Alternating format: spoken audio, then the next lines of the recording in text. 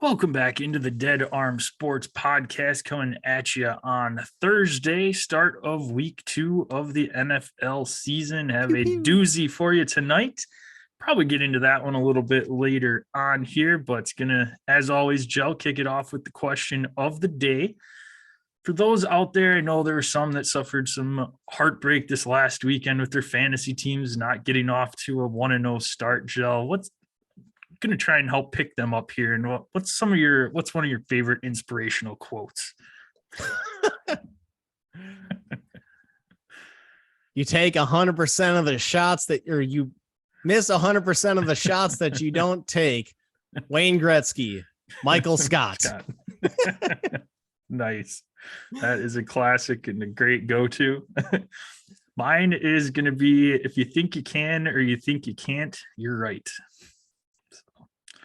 Well, I guess, yeah. I guess kind of. It's like push it into existence. Yep. There you go. All right. Yes. I like that.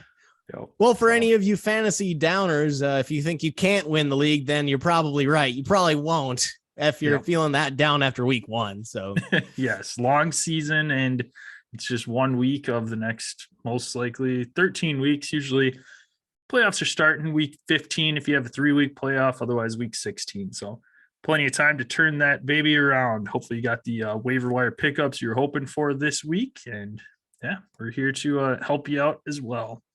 We can be found at Dead Arm Sports, Twitter, Instagram. Check us out on Facebook at Dead Arm Sports. If you want to follow Gel, he can be found at Dawson Gel. That's at DASJEL.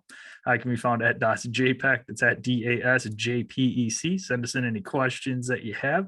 More than happy to hit you back. We are usually up on the weekend as well, too, answering any start-sit questions. So tweet at us or reply to any of our tweets. More than happy, and we'll hit you back as soon as we see that. We can be found at YouTube as well. Make sure you subscribe and click the bell. Just type in Dead Arm Sports into the search bar. Once you do, click on that beautiful black and gold logo and find that subscribe button and the bell that looks like the old Taco Bell logo. Ding. Click that. You'll know when we go live. We've got that chat up so you can ask us any questions you want there. Otherwise, yeah, we're rolling TikTok. Joel's going to get his bets out this week, hopefully a little bit earlier on. Try to get him on time this time. Yes. I gave out 4 games that were all noon games, and I got it out at about 11:40. So let me I'll try to turn that turn that up a little bit less close to game time this time. Yes, but pumping out the content. So make sure you follow us on your favorite social media platform. And yeah, we'll get some good content there. Week 3 NCAA season, coming off of one of the crazier weekends in college football, at least in the last couple of years. I feel like a lot of home upsets, which are not likely. Haven't seen a lot of those in the past. I mean, 3 top 10 teams went down: Baylor, A&M, Notre Dame. In, I guess, ranking them from lowest to highest. But yeah, 3 top 10 teams going down. Wisconsin going down. Florida going down. Again, Florida losing to a top 25 program, top 20 at the time in Kentucky.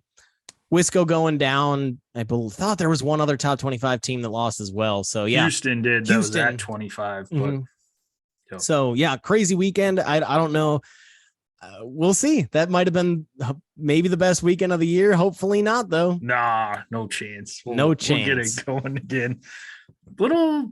Have to dig a little deeper to find some of the games we're looking forward to this week. I'll take the low hanging fruit here, Joe, and I'm going to kick it off with BYU at Oregon. BYU coming off of that double overtime win over Baylor at home in Provo, Utah, and going on the road. Tough road test going to Oregon.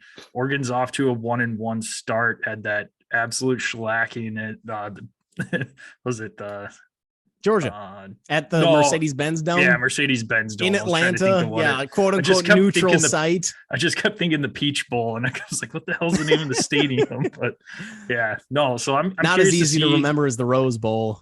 Correct. That's all that's called. Yes. But no, I'm curious to see BYU again going on the road to Eugene. Tough environment there. Oregon's going to want to be getting their season back on track against BYU. They can knock off a top 15, top 10 team at home. That'll help jumpstart them going into Pac-12 play too. So looking forward to that one. Yeah, I guess, the piece of this that I'm confused by is, why is Oregon favored by 3.5? I mean, they absolutely got shellacked by Georgia, like you said, week 1. Yeah, they're coming off a nice 70 to 14 win against Eastern Washington. So take it for what it's worth. Former home of Cooper Kupp.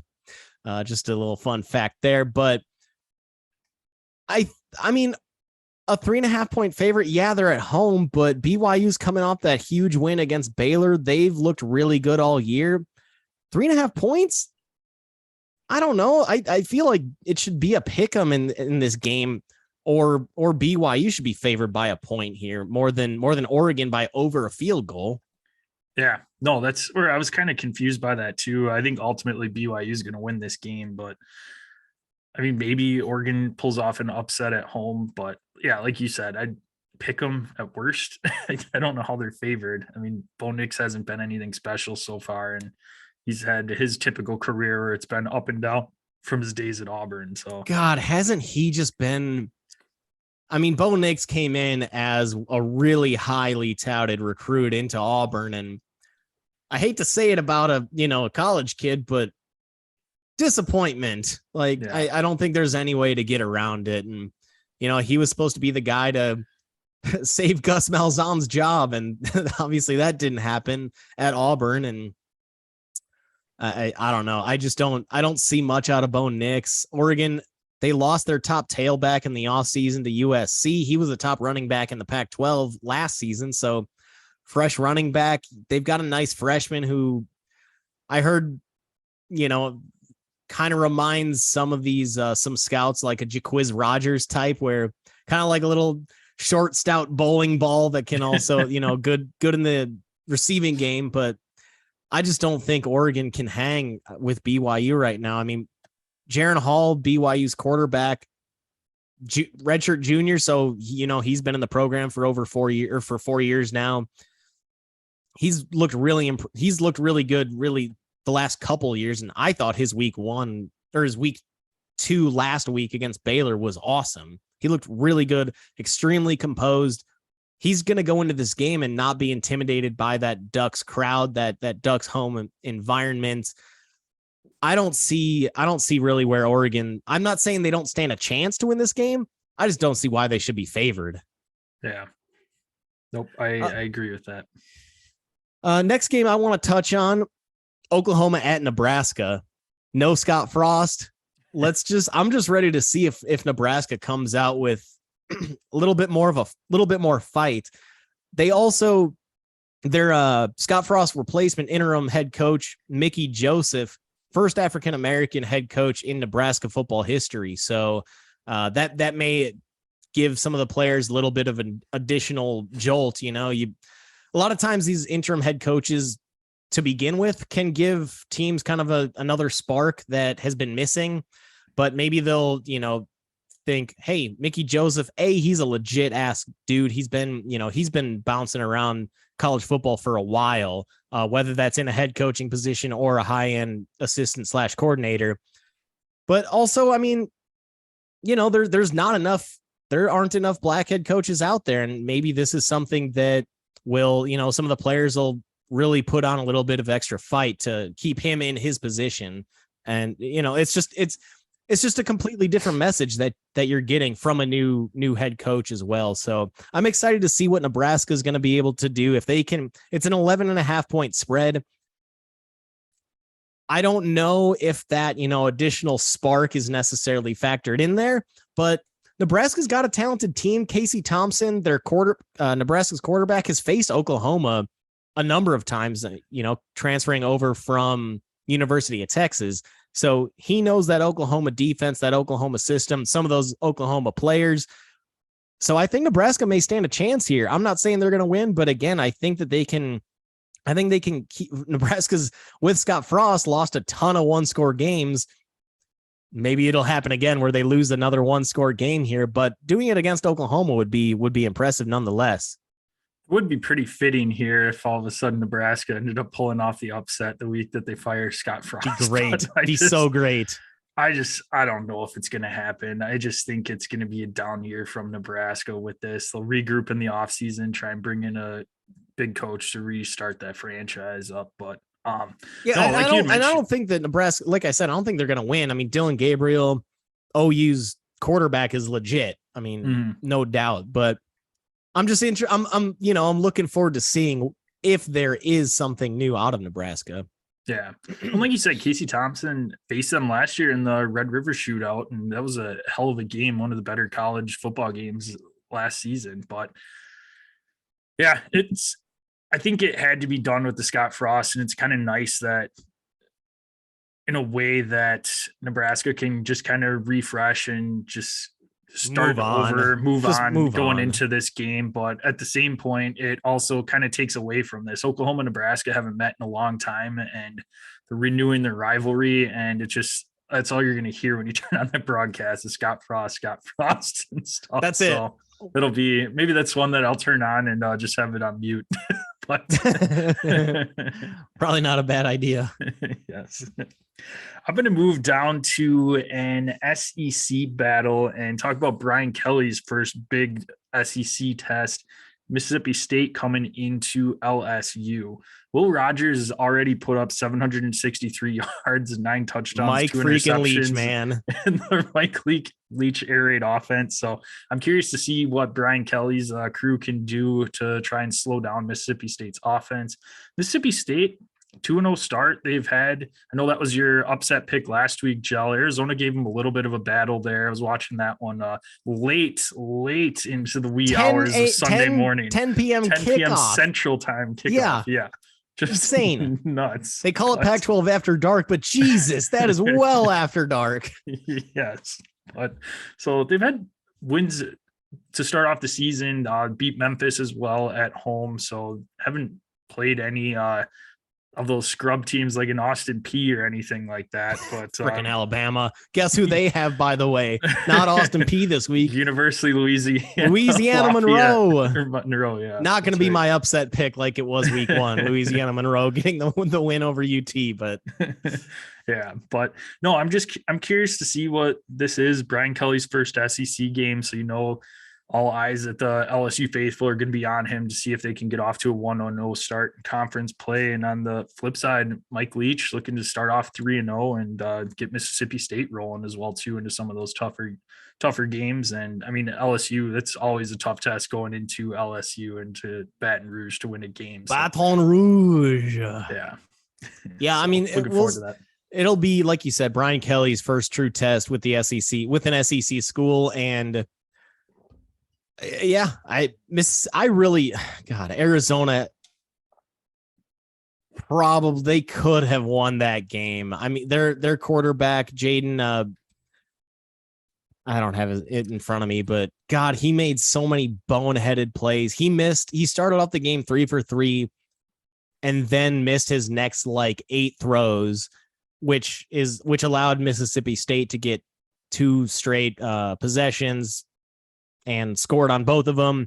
Not really much of a and then from there, he got a little bit hot, but Mississippi State just kept on answering, and that was pretty much the ball game. Were those 2 straight possessions from Arizona where they literally 3 and out from incomplete balls. So yeah, I mean, as much as I like Mississippi State in that offense, they were tested last week against Arizona, and I think LSU just talent wise, there is no comparison talent wise with LSU versus Arizona.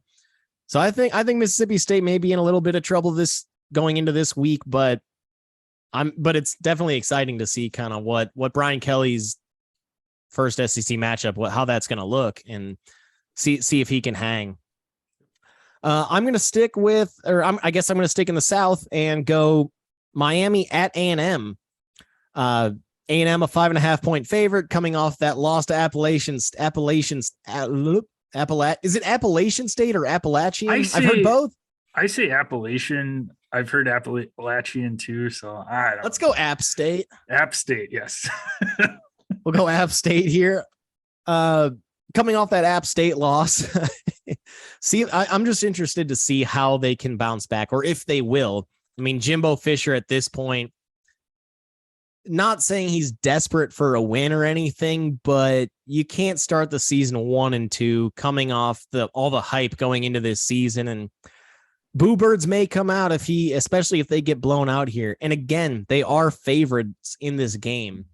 Miami's off to a pretty nice start. Tyler Van Dyke at the Miami quarterback looks solid so far. I'm looking to see if Mario Cristobal, if he can get his first signature W. So far, University of Miami, the Canes, Raising Canes, best chicken finger in the fast food game.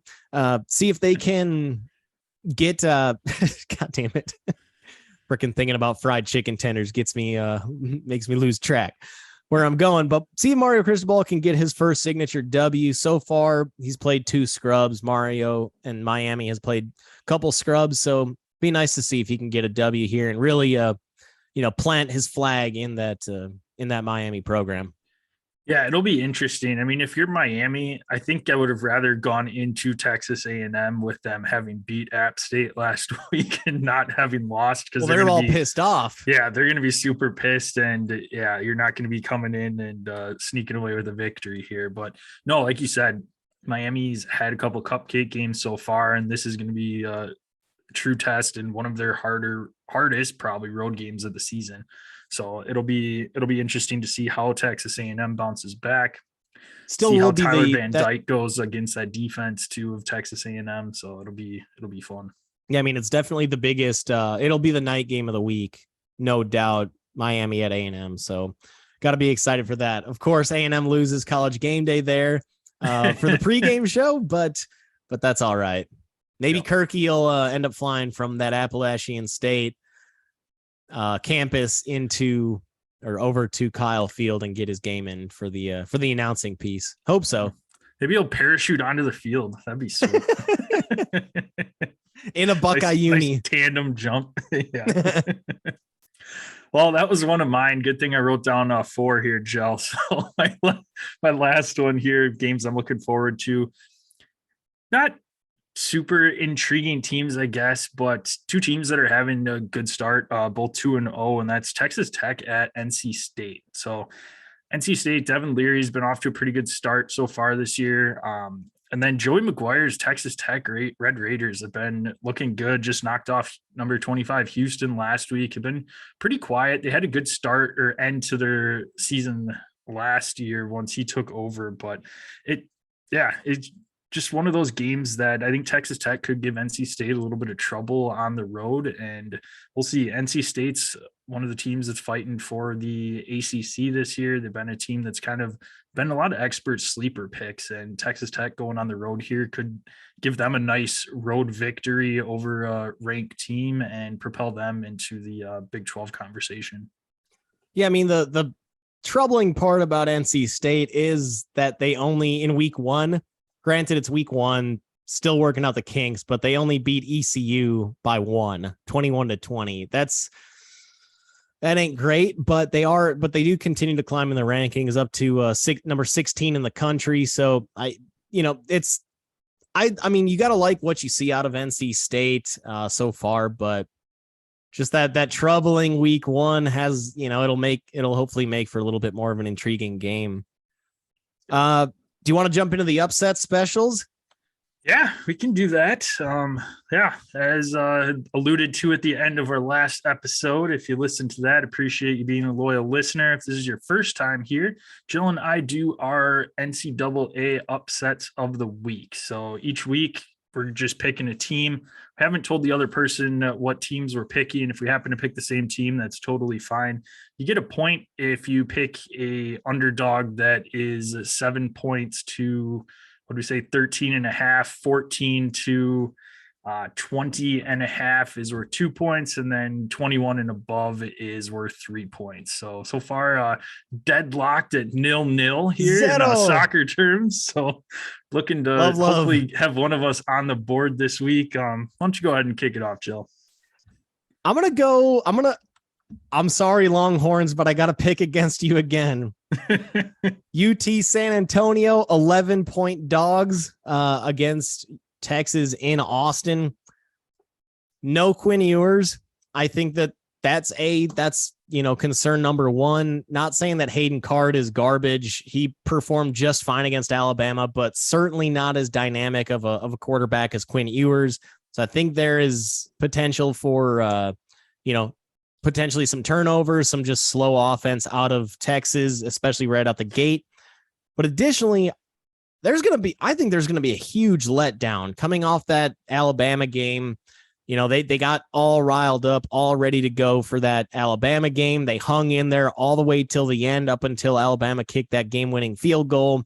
And they kind of, that's just a gigantic emotional letdown. And it's hard to follow up a game against the number one team in the country where you are so damn close to taking that W that this could be, they could be overlooking this game. And I think it's just going to be a extremely emotional letdown from the Longhorns.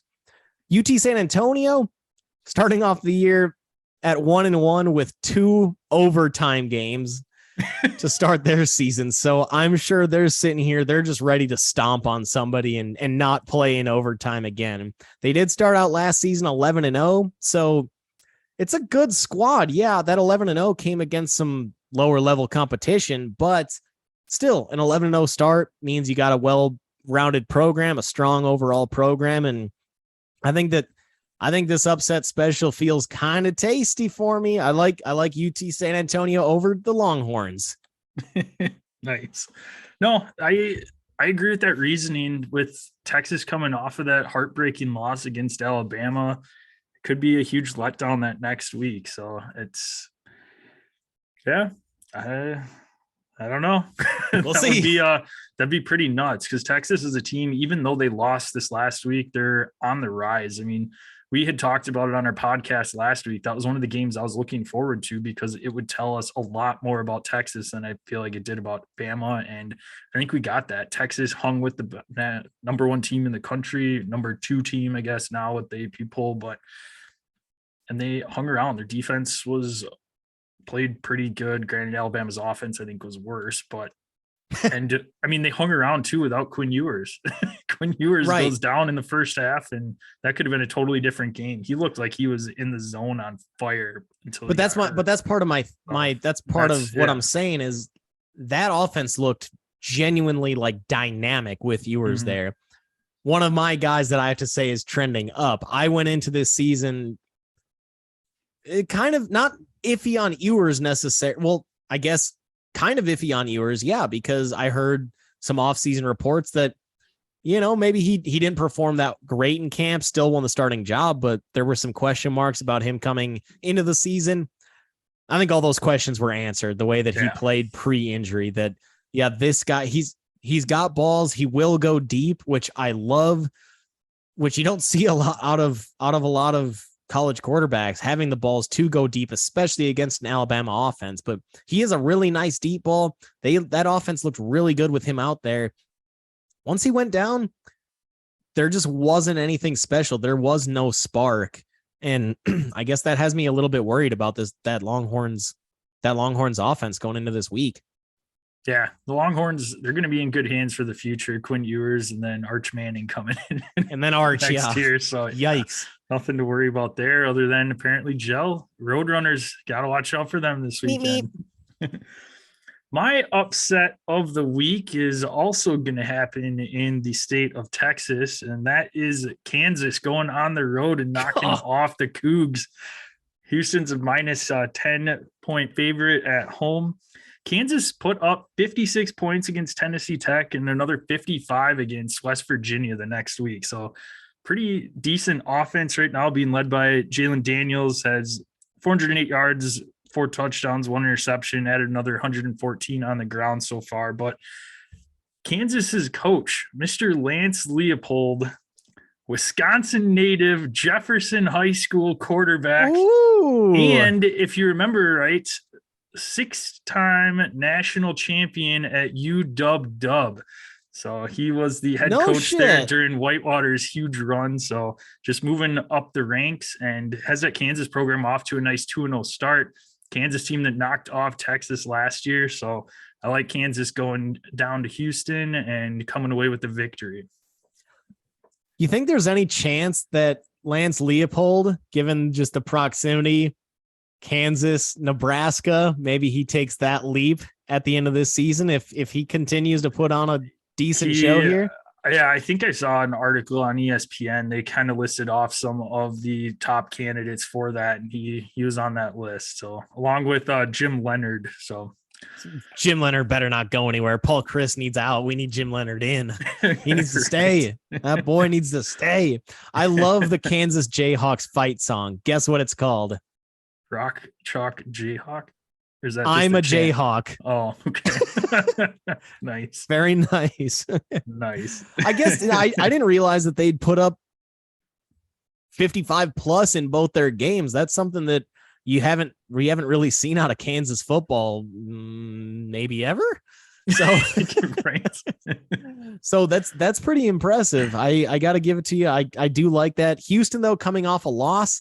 Yeah, it was tougher, but that's going to be that's the piece where Houston's obviously going to be motivated and wanting to do what they can to try to get themselves back into the top 25. Not saying that's going to happen overnight, but they're going to be working their way towards that. So, but I do like the pick. I guess, yeah, you were locked in on that West Virginia game with the JT Daniels stats, and God, I mean, 55. That's pretty good against a non-Tennessee Tech type team. West Virginia. Right. It's pretty good. Give it up to Kansas football. Yes. Speaking of pretty good, we're going to get into our week 2 NFL slate, and I want to kick it off with a game that I'm excited about. I know you are as well, and it's tonight's game. It's the Chargers at the Chiefs. We've got an AFC West battle here. Two teams coming off of fairly dominant performances. Chargers got off to a good start, and then Las Vegas kind of slowly climbed back in, and then Kansas City absolutely manhandling the wipe the floor Arizona Cardinals. So this is one that I'm excited for fantasy as well. I mean, there's so many fantasy points that are going to be up for grabs in this one. Keenan Allen's going to be out, but Joshua Palmer is somebody that you could probably throw into a flex spot. Thursday night, though, even though he's technically quote unquote flex, make sure he is in your wide receiver spots, that way you can pivot, but he's somebody that I wouldn't mind throwing into my lineup this week. What do you think about Juju? Any fantasy relevance with Juju? Man, Mahomes, because it was a ton of, I mean, Mahomes was spreading the ball around to everybody. So it makes it hard for me to decide who I want to start if I own any outside of Travis Kelce, any of those receivers. I mean, are you leaning which way? Clyde had a ridiculous game receiving. Yeah. I mean, what, who are your, I just don't know what to make out of that offense. And, for fantasy purposes. Yeah, I think if I had to pick one at this point in time, it's probably Juju, but I'm not starting anybody, at least on that side of the ball, other than I'd probably give Clyde a run just with how he was in the passing game last week, and obviously Travis Kelce. But outside of that, man, that's a ballsy play putting any of those other receivers. Sure would. I mean, Mecole Hardman had a touchdown that wasn't a 50-yard touchdown. It was off of like a little. I didn't know that was allowed. Yeah, it's just like, what is going on here? But no, I mean, we wondered how that Chiefs offense was going to go without Tyreek Hill. I mean, that was a nice safety blanket for Patrick Mahomes. You could just chuck it deep to him, and Mahomes ended up with one of his best, 5 touchdown passes, and yeah, their offense just was absolutely clicking. Yeah, I mean, if and going back to last year too, possibly the game of the year, at least for the regular season, that overtime game where the Chiefs ended up with that 6-point win. A lot of questionable moves by Brandon Staley, so we'll see if he's adjusted. at all, but that was maybe the game of the year last year. I remember I was down in Galveston, and at my favorite restaurant down there on the seawall, Nick's. That's where we got. That's where their famous like jalapeno poppers from Nick's. But gosh, great that food. was a fun evening. What was it? Happy hour? It was like poppers were like a couple bucks. Daiquiris and pina coladas are a couple bucks. Yeah, dude. It was. Ugh. They were flowing, but did not do. I mean, that's a lot for one person's stomach. Poppers, all the sugar from the daiquiris and the margs and the pina coladas. I'm pretty sure the hotel we stayed at, they had to tear it down once we left. Oh, good times. We did a number on that room.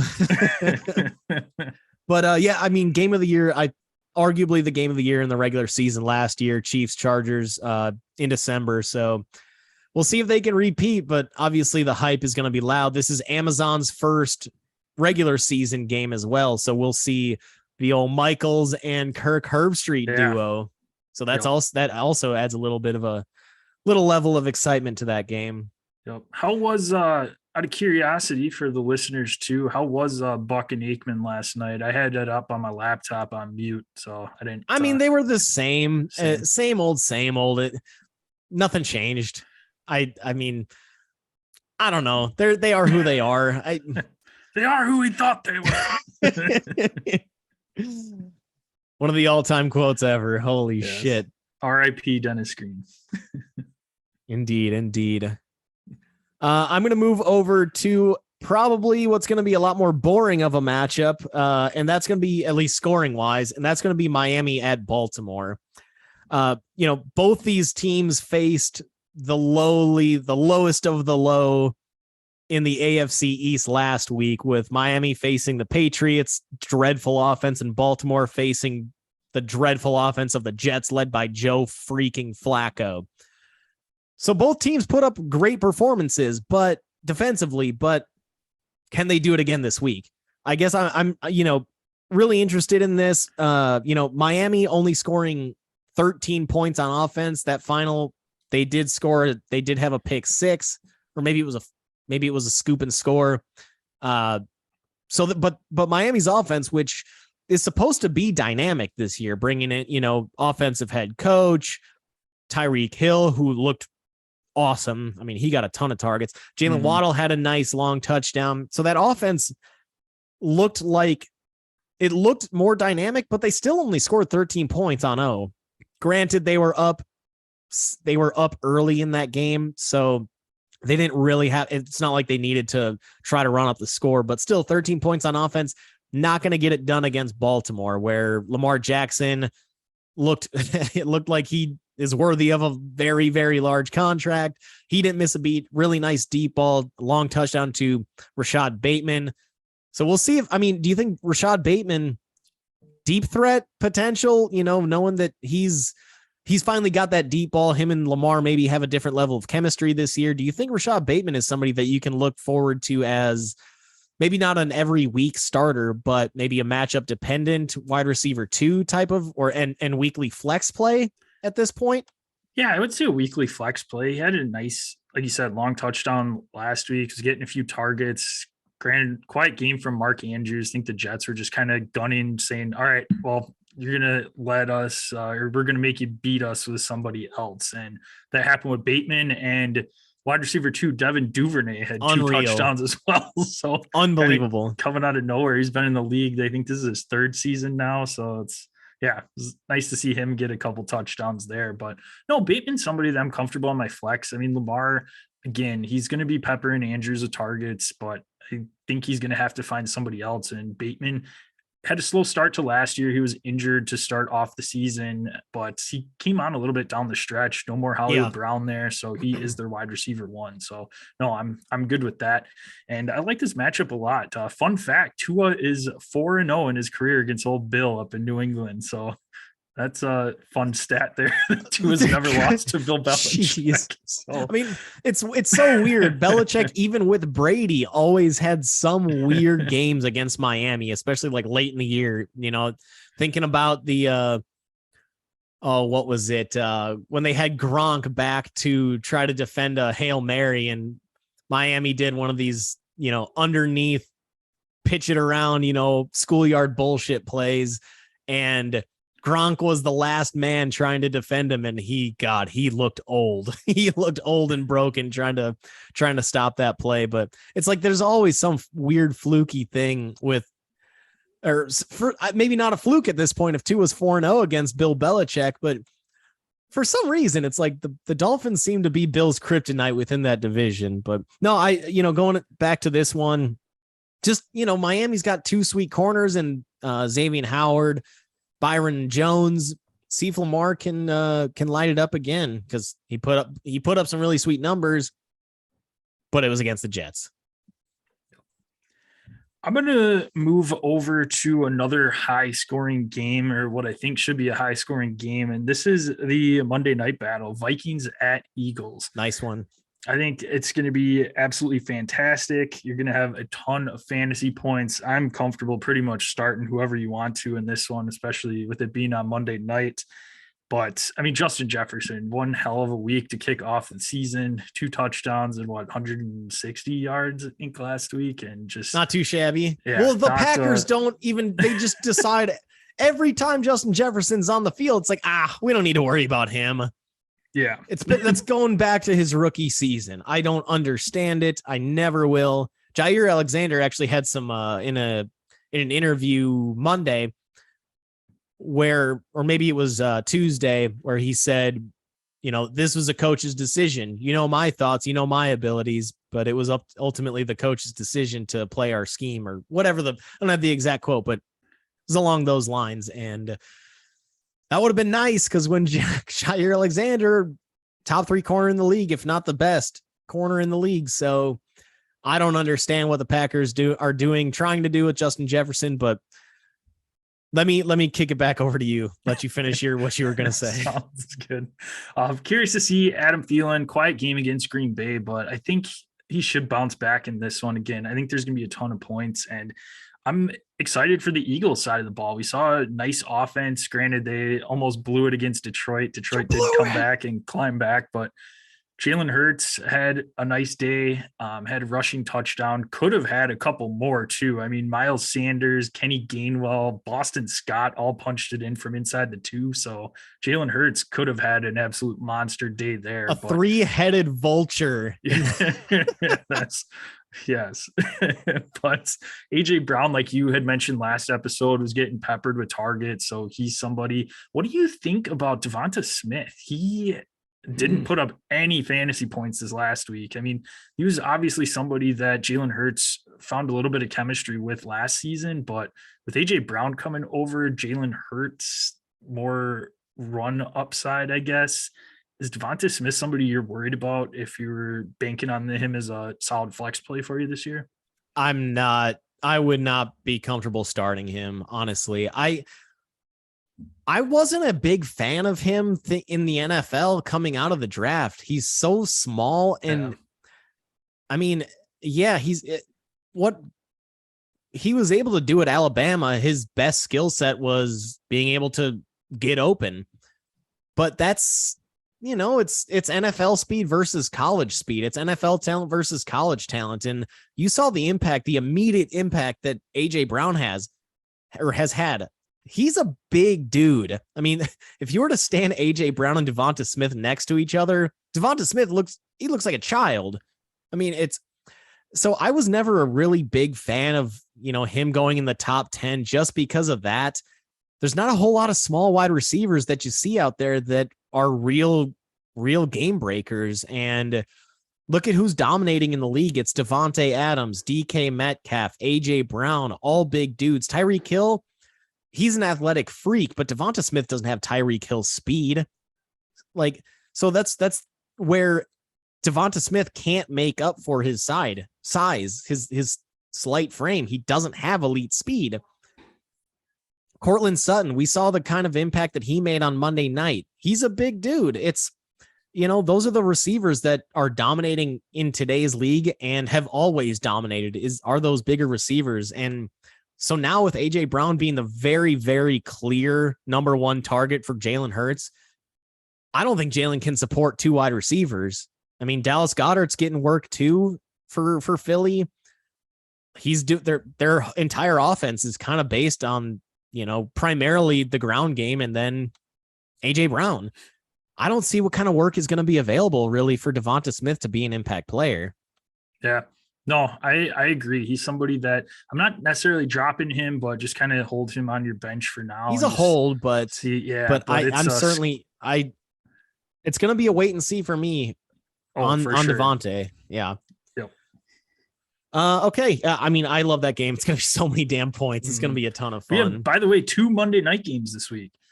You know what I thought was weird? These games are only 90 minutes apart from each other. Yeah. So you're going to have to watch, I guess, either the first half of the first game and then switch over, or only see the second half of the second game, or just go to a bar. Okay, yeah, that's true. Or if those of you that stream too, could probably have one up on the TV, one on another TV. If you have one, you can pop it into the living room and just decide, which one. Well, and only one of them is going to have the audio. Whatever. So hopefully it's not the Buck and Aikman game that the bar chooses for the audio. Yes. But no, that's going to be a fun game. High scoring. Could be looking at like a 32-38 type of final there, which will be always, I mean, points are fun. So start any of your like you said, Adam Thielen, shitty week 1. I think he's due for a bounce back. Before you get into your matchup, Joe, I do want to interrupt with a fun fact of the day. Ooh. My fun fact: over the last 3 seasons, teams who led by 15 points or more held a record of 249 wins, 5 losses, and 1 tie. The Falcons own 3 of those losses. Classic. That's freaking gold. That is amazing. All right. I'm gonna move over. I'm gonna move out west. Let's get a little Las Vegas, Arizona action.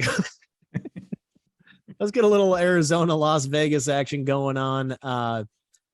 Both teams starting out 0-1. And I mean, it's crazy to say week 2.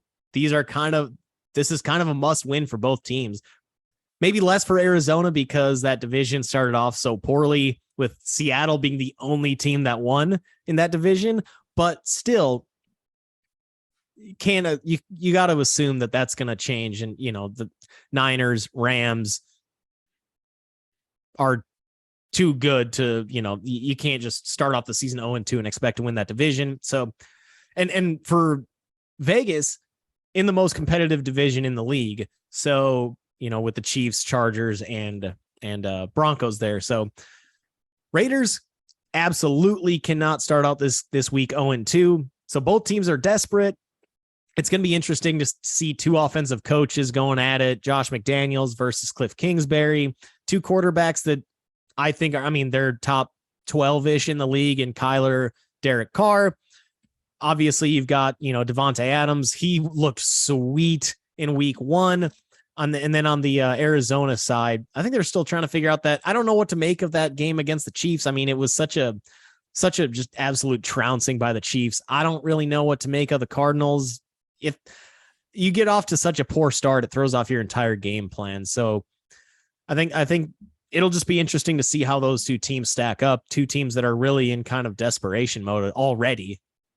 I love that you brought this game up, because this is the one I was going to be bringing up next here. And the fact that, like you said, we're either going to have the Arizona Cardinals or the Las Vegas Raiders starting off at 0-2, which, like you said, it's not necessarily a must win, but it almost feels like it is. And I would say it's more so for the Raiders because of that Thursday night game. I agree. You've got the Chargers and Chiefs both 1-0. One of those teams is going to be 2-0. So if you lose and you're the Raiders, you already have a 2-game hole in that division to try and climb back out of. And you'd mentioned that division is super tough this year, and this is a winnable game, I think, for the Raiders at home. Arizona's defense looked atrocious last week. We'll see what the health of JJ Watt is and what Rondale Moore is on the flip side of that for Arizona. Carr and Adams were off to a fantastic start last week, looked good. So, and we saw what Patrick Mahomes torched the Cardinals secondary for 5 touchdowns. So I like the Raiders in this one. I think the Cardinals are going to be the ones that end up at 0-2, and they're going to have their fans wondering why in the hell did we give Cliff Kingsbury an extension? So I have no idea. No idea either. No idea. Yeah, no, it should be a good one though, regardless. Two offenses that are up and coming in the league. It just, to me, I think who has the stronger defense to shut down that other team. And I think it's the Raiders. The Raiders defense isn't terrible. I mean, they gave up 24 points to the Chargers, which that's pretty good. I mean, Justin Herbert's one of the top quarterbacks in the league, and Austin Eckler, they pretty much had a quiet day. I mean, didn't find the end zone at all. So I think the Raiders should be able to shut down the Cardinals and walk away with the victory, get to 1-1 in that division. Totally. Vegas has to, yeah, they're in a more desperate position, no doubt. All right. Yeah. I mean, you have to. Oldest rivalry in the NFL, Bears Packers, Sunday Night Football. I mean, figured it was coming. Yeah. I mean, I had to. I'm not looking forward to it as a Bears fan. I don't think it's 10-point pretty, dogs, especially with the Packers coming off of the ass kicking in Minnesota this last week. But I'm just, I guess, more so curious to see, are we going to get any fantasy relevant wide receivers that emerge from Green Bay? Didn't have that last week. Rodgers looked very frustrated on the sideline. I mean, Christian Watson dropped the first play of the Packers season. 75-yard touchdown. Huge touchdown. Whoa, he had it. It was a perfect throw. There was no defender behind him. He would have scored on the first freaking play.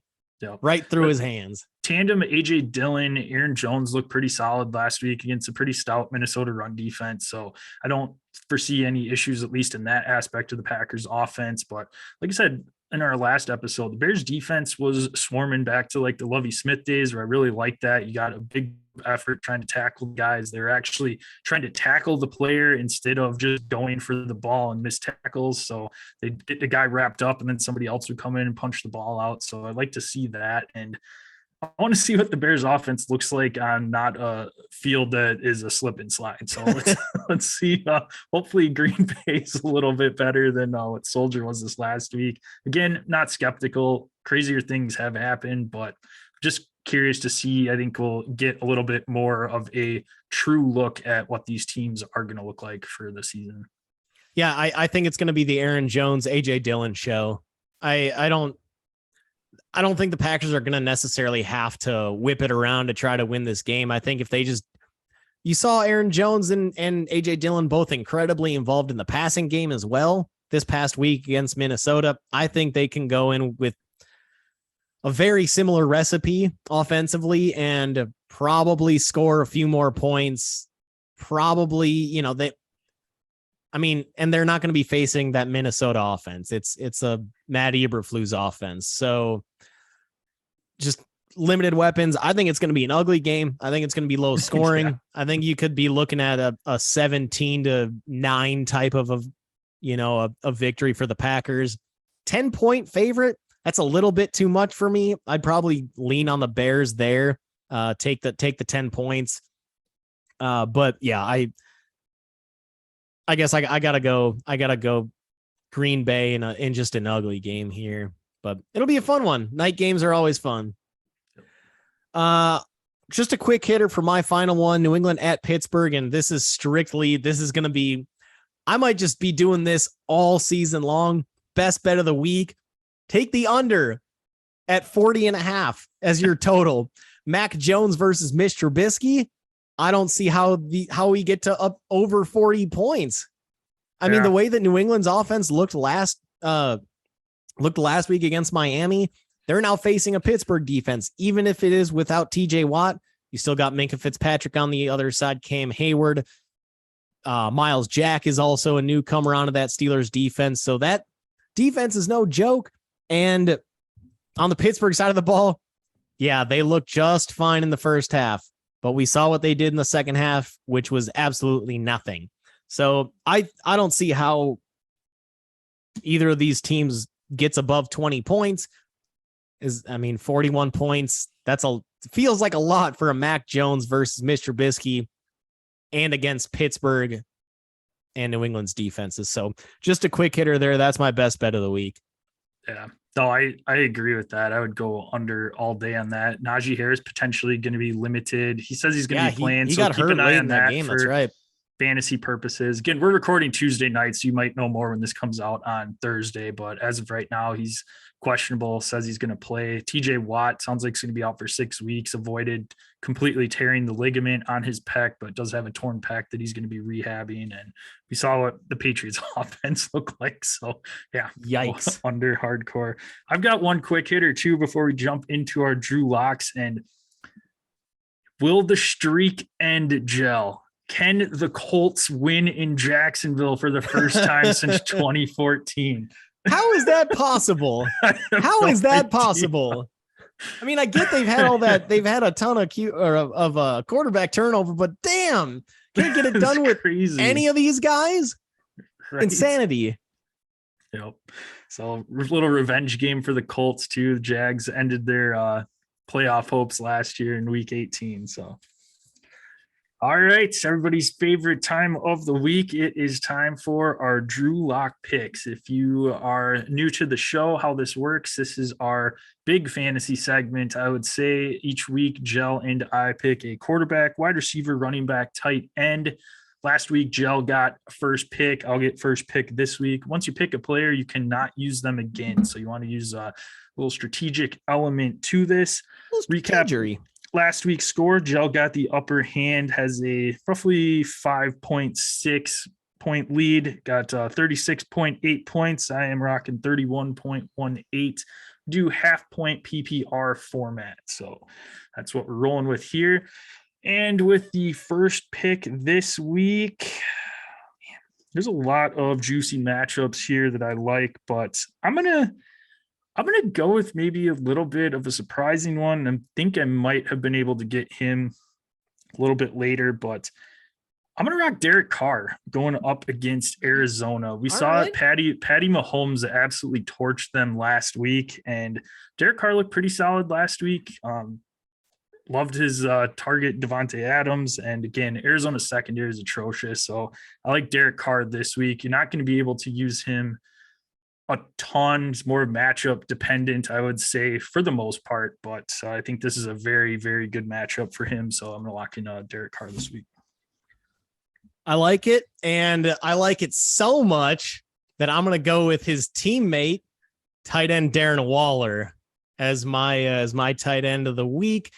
Again, I mean, just juicy matchups all around. I think Arizona, like you said, that defense looked putrid. I do like Derek Carr this week, so I like your pick. And I like Darren Waller this week for pretty much the exact same reasoning. All right, I am going to switch it over to the running back room, and Nick Chubb had a fantastic week last week against Carolina, so I am going to go with the running back that plays the Carolina Panthers this week, and Saquon Barkley. Shit! I almost fucking took him. Damn it. Idiot.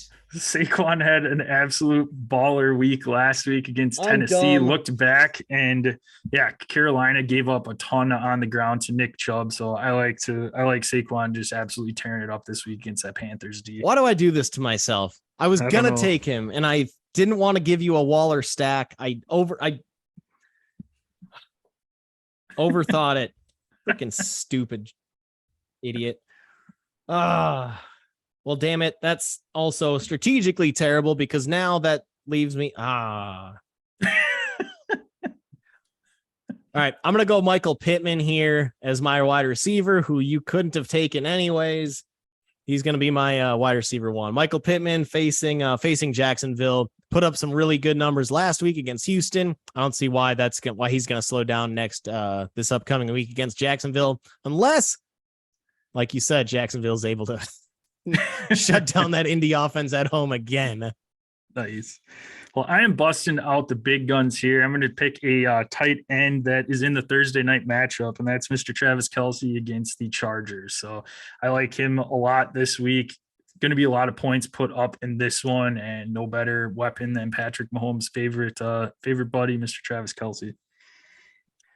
Well, I'm going to stick with, I guess, sticking with the freaking theme here, quarterback, tight ends, going, I'm going to go Patrick Mahomes here as my quarterback. Same reasoning as you liking Kelsey and everything that we said earlier in the episode. I think Mahomes is going to put up a ton of points, and that Chiefs offense, along with, as well as the Chargers offense, I think it's going to be a shootout, and that means good things for Mahomes. Yep. I love, Joe, that you took Darren Waller as the tight end to avoid me getting the stack, because my whole strategic plan with going Derek Carr was number one is because you took Adams last week. So I knew that I would have Devontae Adams there as my wide receiver. So I am going to stack Derek Carr, Devontae Adams this week. Again, Arizona's secondary has been atrocious. So I'm hoping for a huge game and get myself back in the Drew Lock running. So got Devontae Adams locked in at wide receiver. Oh, I should have freaking taken Saquon. All right. Well, I did say that I was down for the cause with thinking that it's going to be a running back dominant game for the Green Bay Packers. And I'm going to go AJ Dillon as my running back. Very involved in the passing game last week and in the running game. It really does seem like it's a 50-50 split, at least in the, in between the 20s, but you know what AJ Dillon can do in the red zone, especially any goal line touches. So I think there's potential here for some tutties, bro. Tutties. AJ Dillon, baby. Love it. No, that was a good pick. Honorable mention. I think Dalvin Cook has a nice bounce back this week against Philly. Philly gave up an absolute monster game this last week to DeAndre D Swift. Yeah, geez. Long day, but no, I think Dalvin Cook should bounce back for you. That we're a little concerned. Put up some solid yards against Green Bay. Didn't find the end zone, but expect him to find the end zone this week. But no, should be a good matchup here with our Drew Locks. Curious to see what we're talking about next Tuesday, Joe, where we sit. So, God, a good one. I hate how much I beat myself up over some of the stupid shit that I do. Right. All right, that'll wrap up this episode. We can be found at Dead Arm Sports, Twitter, Instagram, Facebook. Check us out on YouTube at Dead Arm Sports. Subscribe, click the bell. You'll know when our episodes drop live and when they drop the next day, so that way you can watch them. You can follow Gel at DOS Gel. I can be found at DOS JPEG. Send us in any questions there. Probably hit the old tweeter machine, ask any start-sit questions on Sunday prior to the game. So make sure you're on socials. If you have any questions, you don't have to wait for Sunday. Just let us know. Send us any questions you have. We'll hit you right back with some answers. And Joe, where can they find us at for their ear holes? For your ear holes, you can find us at on Apple Podcasts, Spotify, iHeartRadio, and Google Pods. Make sure to subscribe, rate, and review on your chosen listening platform. 5 stars with that rating, por favor. With that written review, take a screenshot of it. Send it to us on our socials at Dead Arm Sports on Twitter or Instagram. Find us just by searching Dead Arm Sports on Facebook. You can also find us on YouTube by searching Dead Arm Sports. First thing that'll pop up is our channel when you type in Dead Arm Sports. So make sure to subscribe there. See all of our content. Hit that button to get your notifications when we go live or when new content is out. All right. Again, that will do it for this episode. Appreciate everybody out there listening. We will be back with you next Wednesday again to recap college football and the NFL season. Best of luck to you with your fantasy teams this weekend. Hopefully you get that W, start off 2-0, or if you happen to lose that first week, just remember our inspirational quotes from the beginning of the episode, and that'll hopefully lead you to a 1-1 record after this weekend. But again, appreciate everybody out there listening. Gel, close her out. Football, football, football, football.